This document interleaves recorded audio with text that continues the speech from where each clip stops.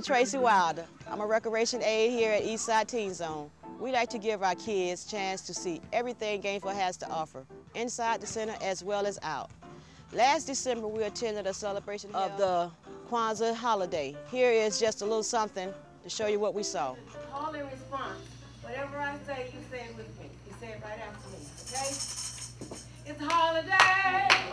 It's a holiday. It's a holiday. It's a holiday. It's a holiday. It comes once a year. It comes once a year. It's Kwanzaa time. It's Kwanzaa time. It's Kwanzaa time. It's Kwanzaa time. It's Kwanzaa time. It comes once a year. It comes once a year. La la la la la.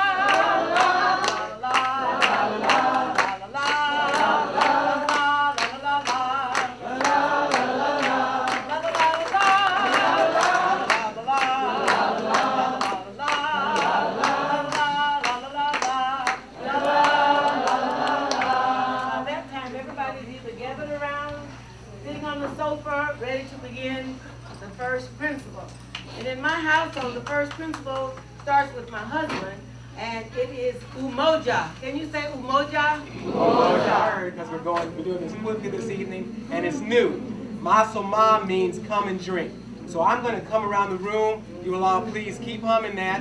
And at each table, I will pause and pour out a little. And I want to ask one or more people at each table, call the name of an ancestor of yours who has gone on, or someone in history that has gone on that you admire. You may say Malcolm X, you may say your grandmother's name. You know, anything you want to say, we're going to give each table a chance to offer something, and the rest of you just continue to hum Maso Maso. Name, hello. How do you say hello? Jumbo.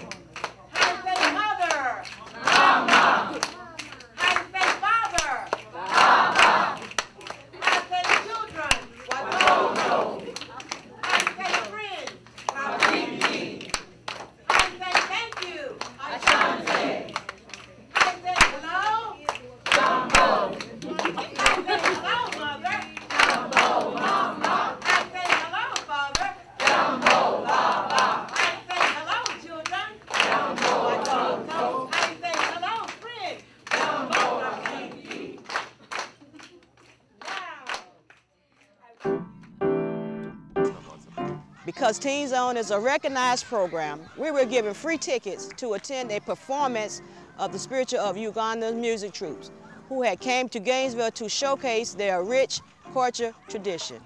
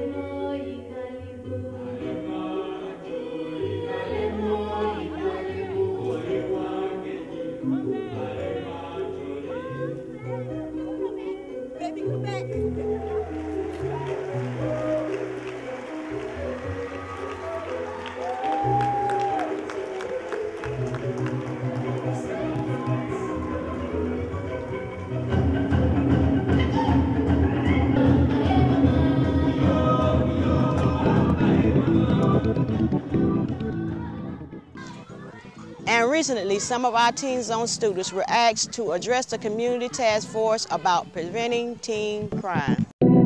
Not that I'm so great or you're so great, but it's the Christ living in you.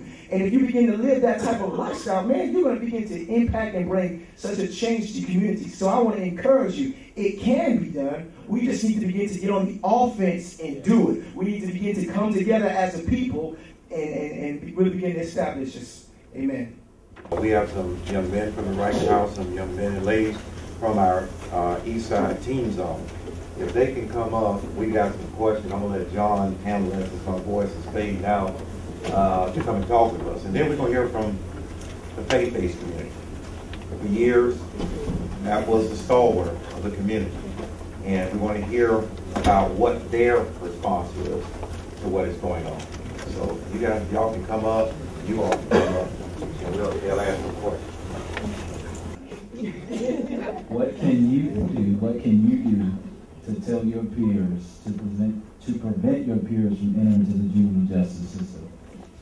I would tell my friends that I think you need to keep your head up, and even if you have bad influences, think you should just forget about them and just remember that you got a mama at home and you might have brothers and sisters that's looking up to you, so you might need to be a role model to them. And I tell my friends, some of my friends now, that I think that some of the stuff they do, they shouldn't do, because it's not something that they know that if their mama knew they was doing it, they wouldn't be doing it. But it's just like this. When they at school, it's a different thing. And not trying to say about other people, because that's the same way with me. If my mama not at school, I'm going to do something that I don't have no business doing. You know, I'm always remembering my mama in the back of my head saying, no, you don't got no business doing this. But, it's just, you know, but sometimes your friends listen to you, but they just want to follow their other friends.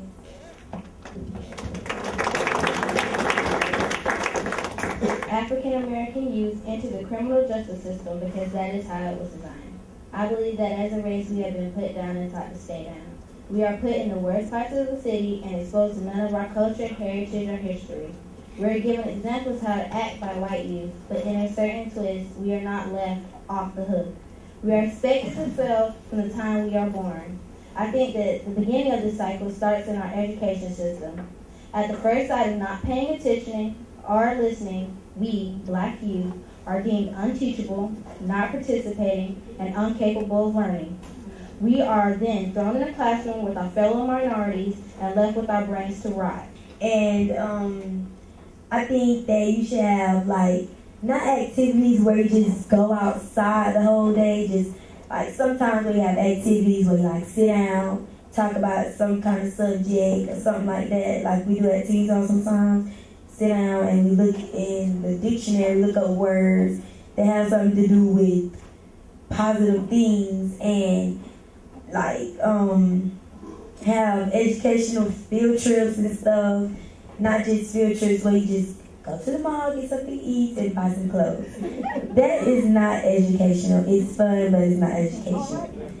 And this is good because we kids get to come out and tell you adults how we feel about our community, and you're actually listening. So I feel very, very good about getting to come up here and getting to tell you my opinion, and I'm very glad to get to listen to your opinion. And I hope that you take all of our opinions in consideration and just don't sit around the table and talk about how you're going to do this and do that and don't do it. Because we actually want something done. We just don't want you to keep planning it and planning it and planning it, and it never happens. So that's how I feel. A round of applause. Come here.